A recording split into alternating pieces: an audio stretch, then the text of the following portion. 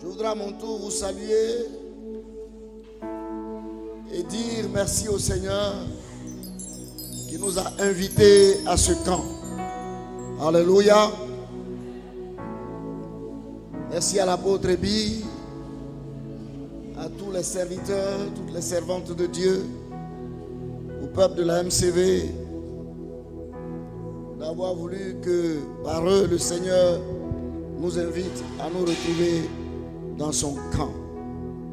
Alléluia. Alléluia. Tout à l'heure, notre sœur qui dirigeait la louange et l'adoration a dit des choses très intéressantes. Et alors qu'elle était en train de le dire, j'étais en train de dire, mais Seigneur, merci. Parce que ce ne sort pas de la bouche d'un pasteur, d'un prophète, d'un évangéliste, d'un docteur ou d'un apôtre. Cela sort de la bouche de ta servante, fille de l'apôtre Ebi, qui nous conduit à t'adorer et à te célébrer. Et j'étais fier de l'entendre dire exactement ce que la Bible dit en ce qui concerne Mahanaïm. C'est un homme que vous connaissez tous qui a eu à faire cette expérience glorieuse. Et l'apôtre Ebi tout à l'heure est venu nous dire que dans ce camp, nous devons nous apprêter à entendre la voix de Dieu. La voix qui compte. La voix la plus importante dans toute l'existence d'un être humain. Nous ne sommes pas invités à nous retrouver en villégiature. Nous n'avons pas été invités à nous retrouver autour d'un repas. Nous n'avons pas été invités à aller danser pour réjouir nos cœurs. Nous n'avons pas été invités pour partager la chose qui est la mieux partagée en ce moment dans le monde, c'est-à-dire la rébellion contre Dieu. Nous n'avons pas été invités à aller voir et entendre ou écouter des politiques. Non, rien de tout cela. Nous ne sommes pas allés sur un stade de football voir ce qu'ils appellent star. Je ne sais même pas à quoi cela se réfère. Nous ne sommes pas dans une salle de concert pour écouter quelqu'un s'égosiller et chanter de sa plus belle voix. Mais nous avons été invités à nous retrouver en un lieu particulier. Tout simplement parce que Dieu a choisi qu'en cette année, c'est d'ici qu'il va nous parler. Nous nous sommes retrouvés non pas pour écouter des blagues, non pas pour nous rassasier de nourriture charnelle. Nous nous sommes retrouvés pour entendre celui qui doit nous parler matin, midi et soir.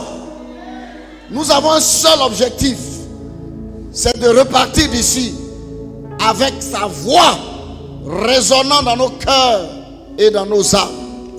Si ce n'est pas pour cela que tu es là, bien-aimé, j'aime bien la façon dont les portes sont disposées.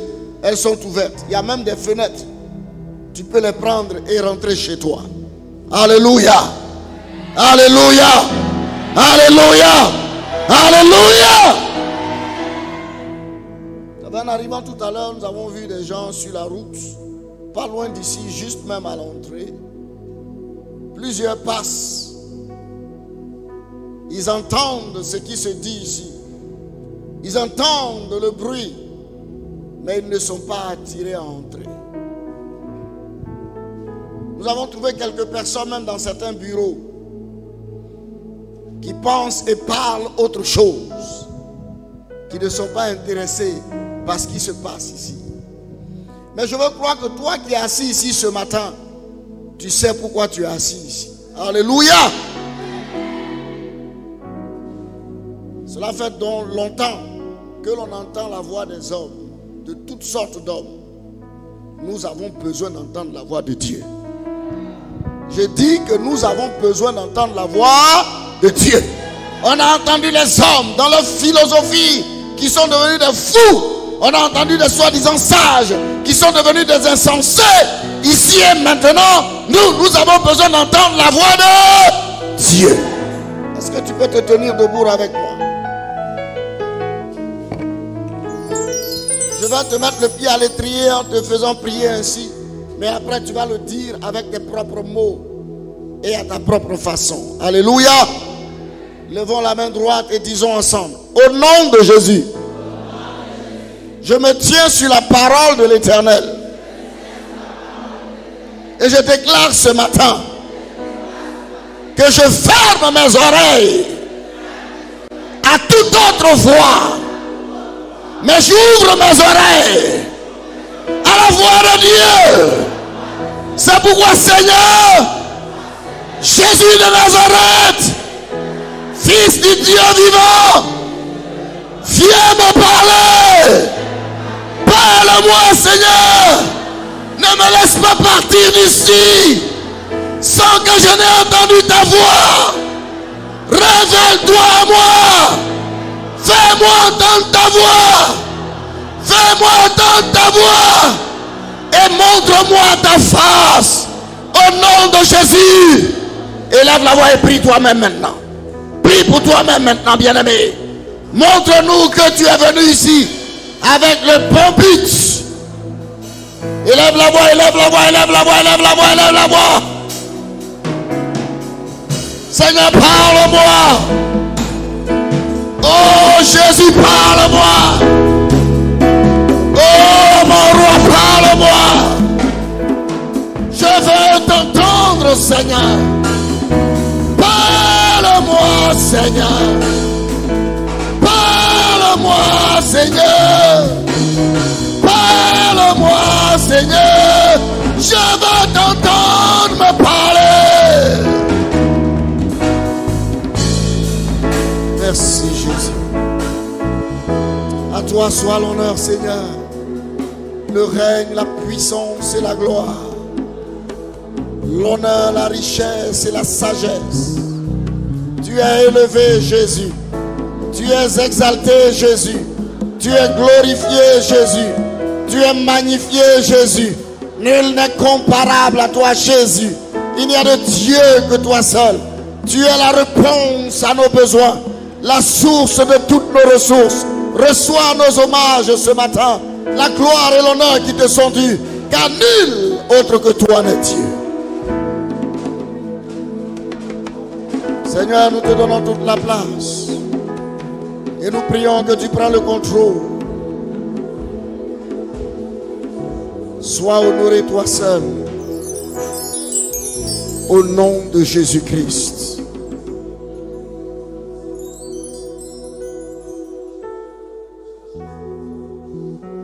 Tu vas maintenant prendre autorité dans le nom de Jésus. Et tu vas dire à toute autre bouche, à toute autre voix de se taire. Tu ne permets pas à Satan de te parler. Tu ne permets pas aux démons de te parler. Tu ne permets pas aux hommes distraits de te parler. Tu veux rester concentré sur la voix de ton Seigneur. Alors menace maintenant toute voix qui n'est pas la voix de Dieu. Qu'elle s'éloigne de toi. Qu'elle se taise pendant ce temps. Au nom de Jésus, élève la voix et prie, bien-aimé. Maïrabo Sangarabarakese. Oh, hallelujah. Randeve Satabaya Katoborose. Yeshua.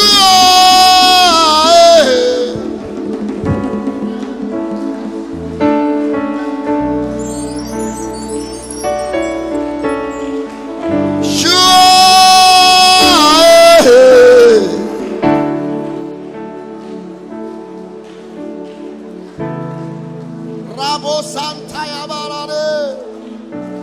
Rianta Barade Sadaburuko. Je muselle toute bouche qui n'est pas la bouche de Dieu. Je paralyse toute bouche qui n'est pas la bouche de Dieu. Toute autre voix se tait maintenant au nom de Jésus-Christ de Nazareth. Merci notre roi. Nous sommes exaucés au nom de Jésus. Donne des acclamations au Seigneur. Alléluia. Merci, veuillez vous asseoir. Gloire à Dieu. Gloire à Dieu. Je voudrais, pour ma part, dire ce matin, comme l'apôtre Bill a dit, ce que le Seigneur a mis dans mon cœur pour nous. Ferme et inébranlable en Christ. Alors que j'étais en train de prier le Seigneur, de jeûner, de méditer sa parole, et de lui dire, Seigneur, nous sommes ton peuple, et nous nous retrouvons dans ton camp, c'est-à-dire chez toi. Ne nous laisse pas repartir ainsi. Donne-moi la parole pour l'ouverture de ce moment très important pour nous, pour l'Église et pour notre nation. Parce que j'ai pour principe, aidé en cela par le Saint-Esprit, de croire qu'aucun enfant de Dieu n'est sur la terre pour vadrouiller. Amen. Et que si nous sommes sur la terre, c'est parce que notre Père a jugé bon de nous y envoyer dans le corps que chacun d'entre nous a reçu de lui, afin de pouvoir justement déverser sur terre ce qu'il nous a confié comme réponse aux hommes et aux femmes de notre génération. Tourne-toi avec quelqu'un et dis-lui, tu es béni là où tu es assis. Alléluia. Et c'est comme ça qu'il va souffler dans mon esprit. Si tant est-il que vous êtes chez moi, alors c'est moi qui dois organiser le menu. Alléluia. Alléluia. Notre Dieu est bon. Il dit, si tant est-il que c'est chez moi que vous venez, c'est moi qui dois organiser le menu. Donc demande-moi qu'est-ce que je te donne comme nourriture pour mes enfants au prime abord. J'ai dit, Seigneur, ok, je t'écoute. Il dit, ferme d'abord ton cahier.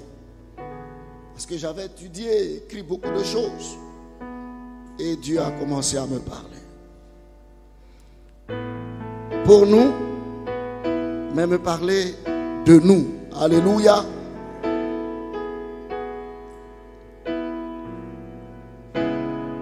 Il m'a dit, vous voulez être ferme et inébranlable en Christ.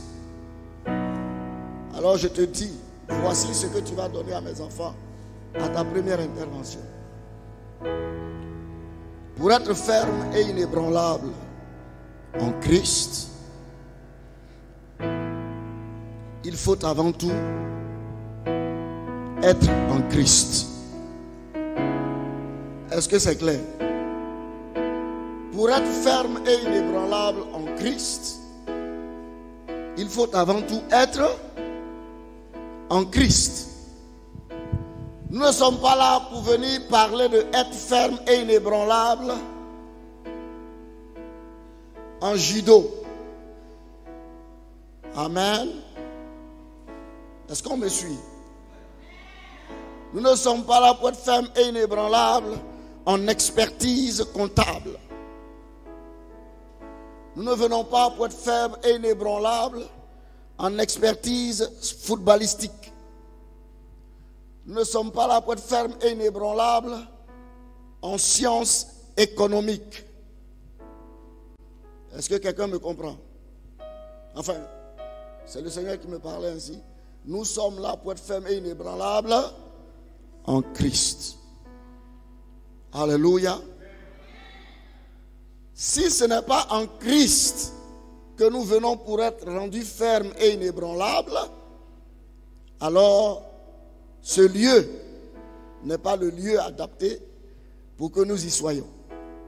Parce qu'ici nous sommes venus pour être fermes et inébranlables en Christ. Alléluia. Alors ça veut dire quoi être en Christ? Parce qu'il s'agit de ceux qui sont en Christ que le Seigneur veut rendre fermes et inébranlables.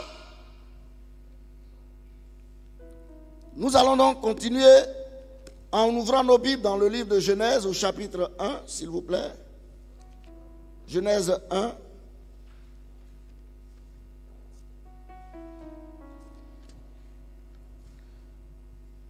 Comme vous le savez, c'est le livre de la création. Et je vais lire à partir du verset 26.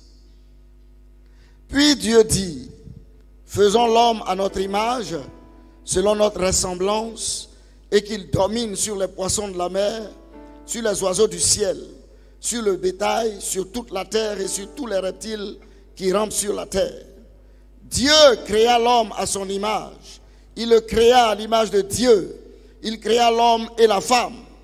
Dieu les bénit et Dieu leur dit, soyez féconds, multipliez, remplissez la terre et l'assujettissez et dominez sur les poissons de la mer, sur les oiseaux du ciel et sur tout animal qui se meut sur la terre. Et Dieu dit, voici, je vous donne toute herbe portant de la semence et qui est à la surface de toute la terre, et tout arbre ayant en lui du fruit d'arbre et portant de la semence, ce sera votre nourriture. Et à tout animal de la terre, à tout oiseau du ciel et à tout ce qui se meut sur la terre, ayant en soi un souffle de vie, je donne toute herbe verte pour nourriture. Et cela fut ainsi. Dieu vit tout ce qu'il avait fait, et voici cela était très bon. Ainsi il y eut un soir, il y eut un matin, ce fut le 6e jour. Alléluia. La Bible nous apprend que le 6e jour, dans le programme de la création, Dieu se parle à lui-même et il dit, faisons l'homme à notre et selon notre, et que l'homme domine sur la création, pour résumer. Alléluia. Et le Seigneur donc va s'employer à créer l'homme, comme la Bible dit, mâle et femelle. C'est bon de le préciser en ces heures difficiles de l'humanité. Mâle et ce que l'on appelle les genres. Alléluia. Il n'y en a pas un autre, il n'y en a pas deux autres. Alléluia. Mâle et femelle. Lorsqu'un être humain vient sur cette terre, il est connu soit mâle, soit femelle. Autre chose, ça ne concerne pas la création de Dieu. Alléluia. Et donc Dieu va créer l'homme à son image et selon sa ressemblance. Donc l'homme ressemblait à tout point de vue à Dieu. Pourquoi? Parce que Dieu est esprit, l'homme est esprit. Et Dieu, quand il regarde l'homme, c'est comme s'il regardait dans un miroir. Alléluia. Il voyait son image et il était heureux de voir son image. Puis Dieu, donc, dit la Bible au chapitre 2, va donc former la terre et il va y déposer l'homme. Au verset 4 du chapitre 2, il dit, voici les origines des cieux et de la terre quand elles furent créées. Lorsque l'Éternel Dieu fit une terre et des cieux, aucun arbuste des champs n'était encore sur la terre et aucune herbe des champs ne germait encore, car l'Éternel Dieu n'avait pas fait pleuvoir sur la terre et il n'y avait point d'homme pour cultiver le sol. Mais une vapeur s'éleva de la terre et arrosa toute la surface du sol. L'Éternel forma l'homme de la poussière de la terre, il souffla dans ses narines un souffle de vie et l'homme devint un être vivant. Puis Dieu planta un jardin en Éden du côté de l'Orient et il y mit l'homme qui l'y avait fermé. L'Éternel Dieu fit pousser du sol des arbres de toute espèce agréable à voir et bon à manger, et l'arbre de la vie au milieu du jardin et l'arbre de la connaissance du bien et du mal. Je vous épargne le reste. La Bible dit au verset 15, l'Éternel Dieu prit l'homme et le plaça dans le jardin d'Éden pour le cultiver et pour le garder. L'Éternel Dieu donna cet ordre à l'homme, tu pourras manger de tous les arbres du jardin, mais tu ne mangeras pas de l'arbre de la connaissance du bien et du mal, car le jour où tu en mangeras, tu mourras. Puis on sait tous, quand le Seigneur a vu Adam évoluer dans le jardin, le gardant, le cultivant, se bonifiant lui-même au contact de la création, devenant de plus en plus expert dans ce que Dieu lui avait confié de faire, le Seigneur va s'écrier, il n'est pas bon que l'homme soit seul, et il va lui faire une aide qui lui sera semblable. Amen. Et puis au chapitre 3 du livre de la Genèse, vous connaissez tous l'épisode, le diable entre en action et l'homme désobéit à la voix de Dieu. Alléluia. Désobéissant à la voix de Dieu, les conséquences sont dramatiques. Et voici un passage qui va nous le prouver. Le chapitre 5. Voici le livre de la postérité d'Adam. Là, on parle d'Adam et de sa descendance. Lorsque Dieu créa l'homme, il le fit comment? À la ressemblance de Dieu.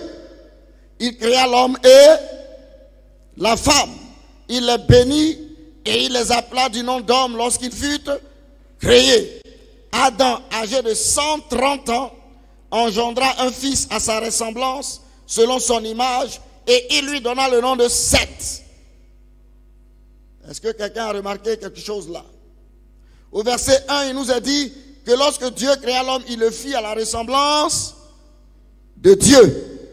Lorsque Adam, âgé de 130 ans, va engendrer un fils à sa ressemblance et selon son image, il va lui donner le nom de Seth. Celui-ci sera donc à l'image et à la ressemblance de qui? Adam et non plus de... La précision est importante. Pourquoi? Parce qu'entre l'avènement de Seth et la présence d'Adam et Ève dans le jardin, il y a eu le péché, la désobéissance à Dieu qui a amené donc l'homme et la femme à connaître ce qu'on a appelé la chute. Ils ont désobéi à Dieu, Dieu les a chassés hors du jardin et Seth va naître donc hors du jardin après bien sûr l'épisode d'Adam de Abel et Caïn.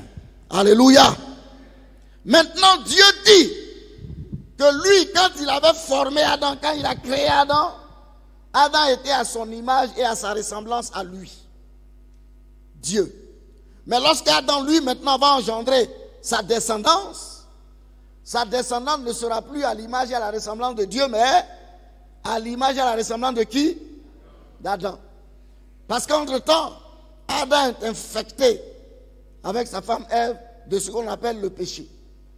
Ils ne sont plus parfaitement, pour ne pas dire même un mot gentil, ils ne sont plus du tout à l'image de Dieu, ni à la ressemblance de Dieu.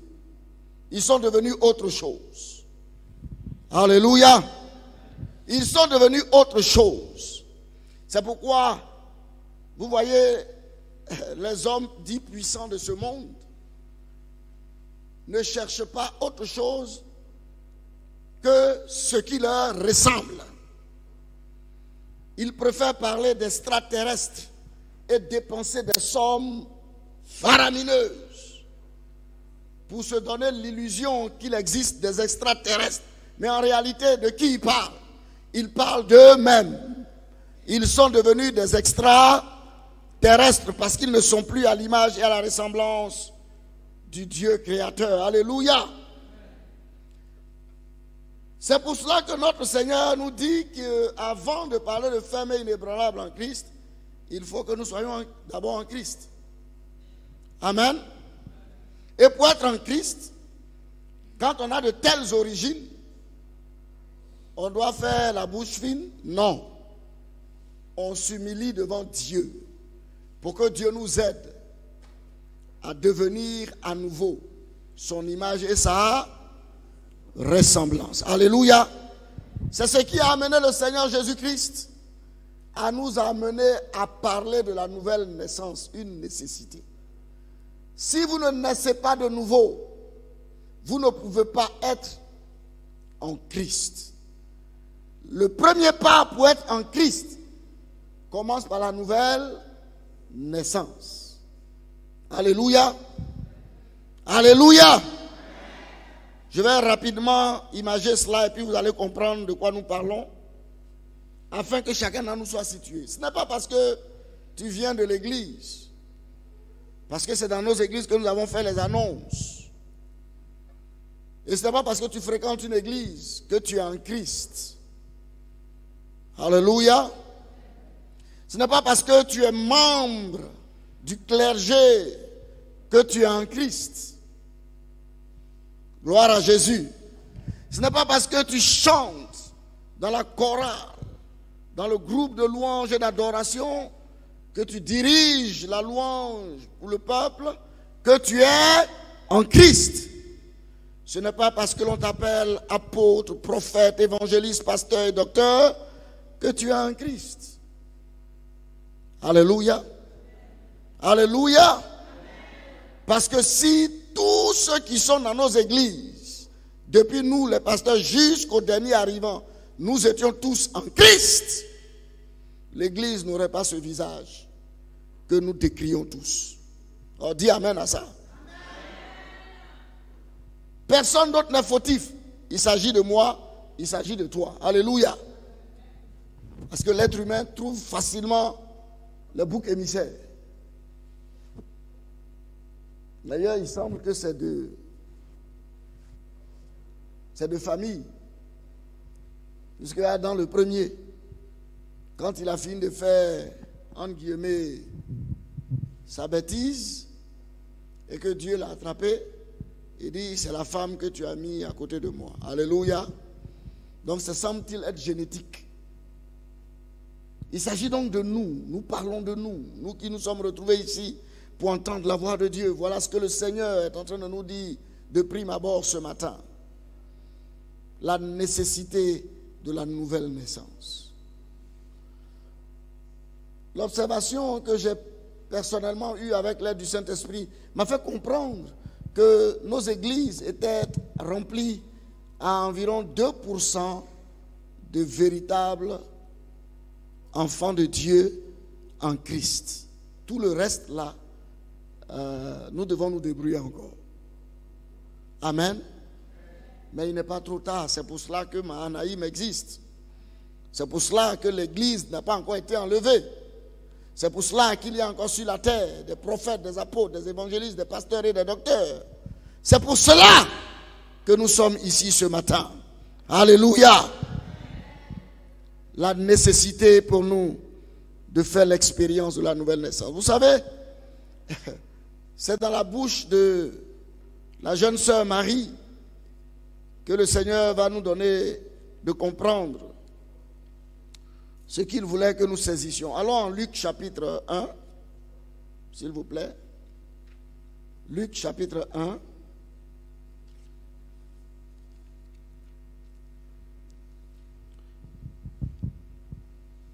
Je lis à partir du verset 26. Au 6e mois, l'ange Gabriel fut envoyé par Dieu dans une ville de Galilée appelée Nazareth, auprès d'une vierge fiancée à un homme de la maison de David, nommé Joseph.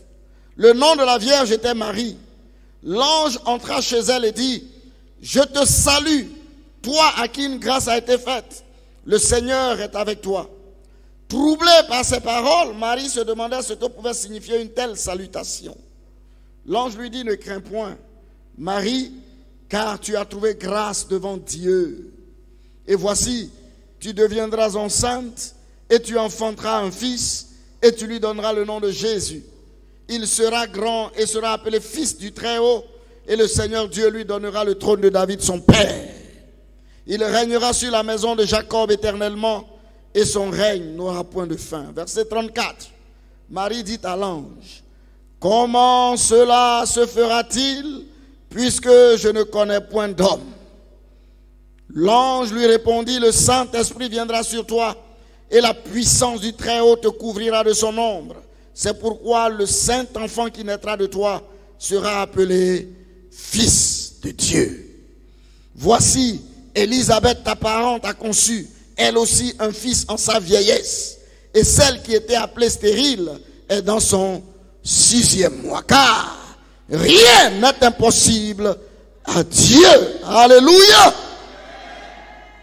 Marie dit, « Je suis la servante du Seigneur, qu'il me soit fait selon ta parole. » Et l'ange la quitta. Bien-aimé, jusqu'à ce que l'ange arrive chez Marie pour lui dire, voici, tu vas tomber enceinte, etc. L'humanité était habituée à voir une seule façon de faire venir un être humain sur la terre. Il faut qu'un homme marié à une femme aille avec elle, que cette femme prenne grossesse et que 9 mois plus tard, elle libère l'enfant qu'elle a conçu. Alléluia! Alors quand l'ange lui dit, Madame Marie, tu vas donc devenir enceinte, elle dit, Monsieur, comment cela va se faire? Parce que moi, je ne connais pas garçon. C'est la seule façon de faire les choses que nous, on connaissait. Un homme doit aller avec une femme. Si un homme ne connaît pas une femme, il n'y a pas de possibilité pour elle de prendre grossesse et d'enfanter. Avant que Jésus-Christ n'arrive, l'humanité faisait les choses à sa façon. C'est pourquoi vous avez vu, les intellectuels, les sages, les savants de ce monde, eux-mêmes, ont commencé les datations et nous avons appris, quand nous étions encore élèves et étudiants, et aujourd'hui encore, bon, ils essaient d'effacer ça, mais ça persiste. L'an 800 avant Jésus-Christ, l'an 2300 avant Jésus-Christ, l'an etc. avant Jésus-Christ. Et puis après, quand Christ est arrivé, l'an 1 après Jésus-Christ, l'an 2 après Jésus-Christ, 1999 après Jésus-Christ, et aujourd'hui 2022 après Jésus-Christ. Voyez, la façon dont on faisait les choses avant que Christ n'arrive change de visage quand Christ apparaît sur la terre. Personne ne pouvait naître de cette façon. Même le vieux Abraham et la vieille Sarah, quand le Seigneur dans leur vieillesse a permis que ce couple, très important pour notre foi, ait maintenant la grâce de voir l'accomplissement de la parole que Dieu a prononcée pour eux, il a fallu que Abraham connaisse Sarah. Dis Amen. Sarah a dit au Seigneur, mon mari là lui-même il est flétri comme ça, est-ce qu'il peut encore avoir des désirs? Et puis moi-même là je ne suis plus rien, je ne peux même pas l'attirer un peu. Elle disait cela au Seigneur quand le Seigneur lui annonçait qu'à l'année prochaine quand il reviendra elle embrassera un fils. Elle dit comment ça? Mon mari je ne l'attire même plus. Ça dit il me regarde, bon on est devenus comme frères et sœurs, il n'y a plus d'attirance. Et puis bon, on est quand même dépassé.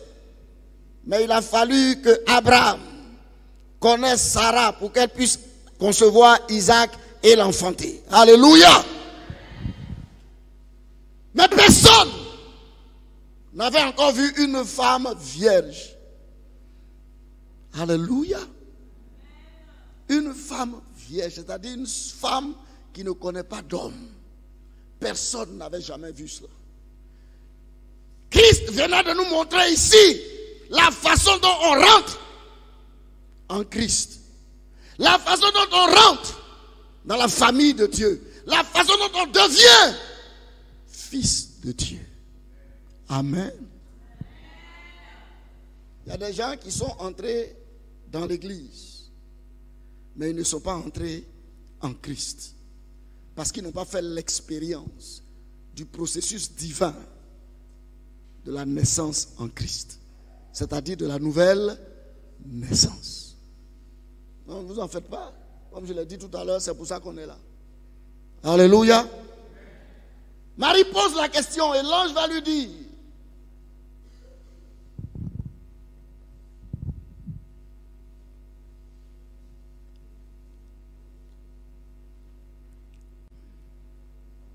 verset 35. Le Saint-Esprit viendra sur toi. Alléluia. Le Saint-Esprit viendra sur toi. Alléluia. Le Saint-Esprit viendra sur toi. Et la puissance du Très-Haut te couvrira de son ombre. Il n'a pas dit que la puissance va te couvrir, mais la puissance va te couvrir de son ombre. Or, vous savez que pour avoir l'ombre, il faut se mettre d'un côté et puis l'ombre est là. Et si c'était la puissance de Dieu même qui la couvrait, peut-être qu'elle allait mourir. Mais il faut la couvrir de son ombre. J'annonce à quelqu'un ici qu'avant de sortir d'ici, le Saint-Esprit va te couvrir de son ombre. Et cette puissance qui va te couvrir de son ombre te permettra de devenir quelqu'un d'autre. Alléluia.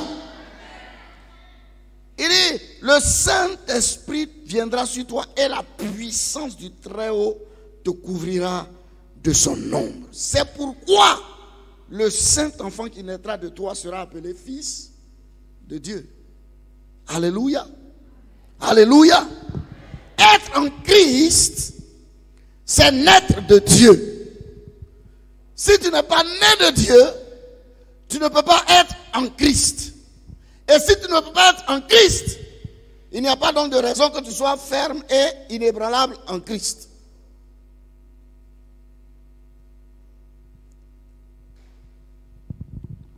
Et c'est comme ça, vous le savez tous, que le Seigneur Jésus-Christ est né. Ça veut dire quoi? À partir de cet instant-là, un homme n'est plus obligé de toucher une femme pour qu'elle tombe enceinte et donne naissance à un enfant. Dis Amen. Autrement dit, les projets de ta vie, le destin que Dieu a transcrit sur cette terre pour toi, viendra à l'existence de la façon dont les hommes ne peuvent pas le faire. Car à Dieu, tout est possible.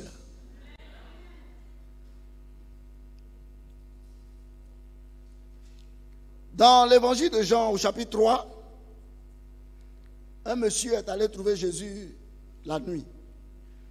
Alléluia. Alléluia. Je vais lire ça avec vous, l'épisode de Nicodème, rapidement. Alors que les hommes se posaient des questions, celui-là, il va prendre son courage à deux mains, mais de nuit, il va rendre visite à Jésus, notre Seigneur. Mais il y eut un homme d'entre les pharisiens nommé Nicodème, un chef des Juifs, qui vint, lui, auprès de Jésus de nuit et lui dit: Rabbi, nous savons que tu es un docteur venu de Dieu, car personne ne peut faire ces miracles que tu fais si Dieu n'est avec lui. Et Jésus lui répondit: en vérité, je te le dis, si un homme ne naît de nouveau, vous voyez la nécessité de la nouvelle naissance, si un homme ne naît de nouveau, il ne peut voir le royaume de Dieu. Nicodème lui dit: comme Marie, comment un homme peut-il naître quand il est vieux? Peut-il rentrer dans le sein de sa mère et naître?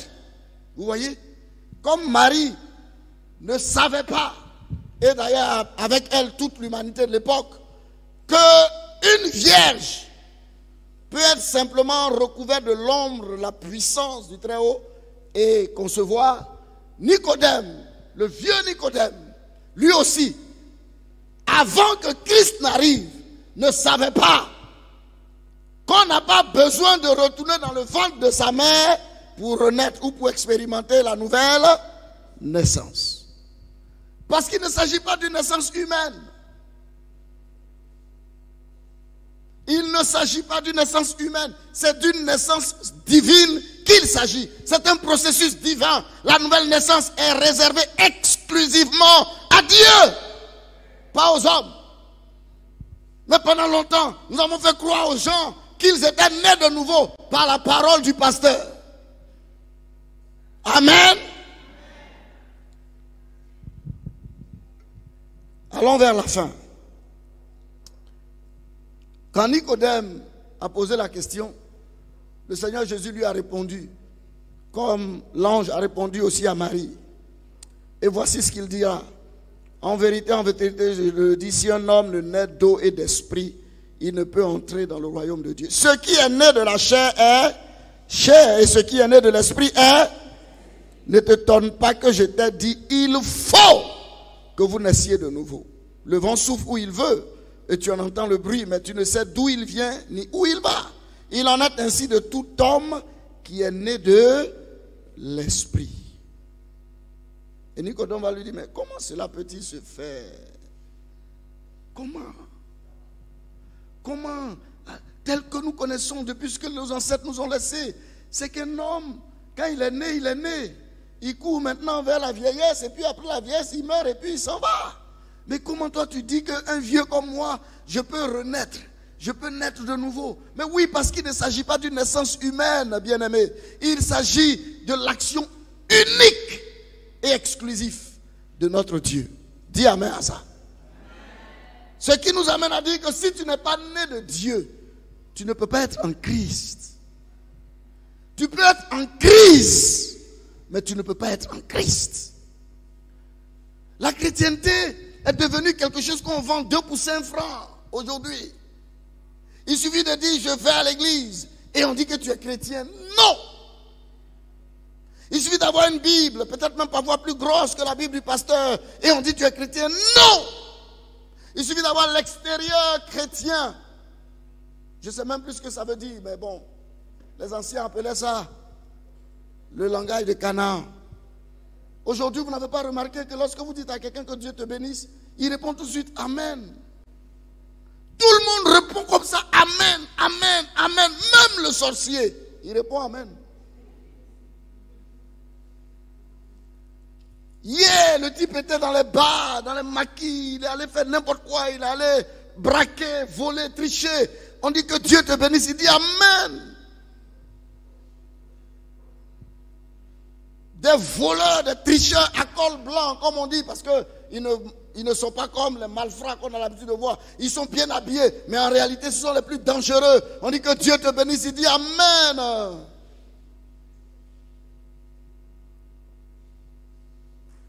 La nécessité pour chacun d'entre nous de faire la véritable expérience de la nouvelle naissance nous impose de regarder à Dieu. Alléluia. C'est lui qui te fait naître. Avant d'aller dans la procédure, regardons le chapitre 1 de Jean. Vous-même, vous connaissez le passage, n'est-ce pas? Jean chapitre 1, il dit quoi? Au commencement était la parole était avec Dieu, la parole était Dieu. Elle était au commencement avec Dieu. Toutes choses ont été faites par elle. Et rien de ce qui a été fait n'a été fait sans elle. En elle était la vie, et la vie était la lumière des hommes. La lumière, lui, dans les ténèbres. Et les ténèbres ne l'ont point reçu. Il y eut un homme envoyé de Dieu, son nom était Jean. Il vint pour servir de témoin, pour rendre témoignage à la lumière, afin que tous crussent par lui. Il n'était pas la lumière, mais il parut pour rendre témoignage à la lumière. Cette lumière était la véritable lumière qui, en venant dans le monde, éclaire tout homme. Elle était dans le monde et le monde a été fait par elle et le monde n'a pas connu. Elle est venue chez les siens et les siens ne l'ont point reçue. Mais à tous ceux qui l'ont, vous connaissez le verset, lisez. Mais à tous ceux qui l'ont, à ceux qui croient,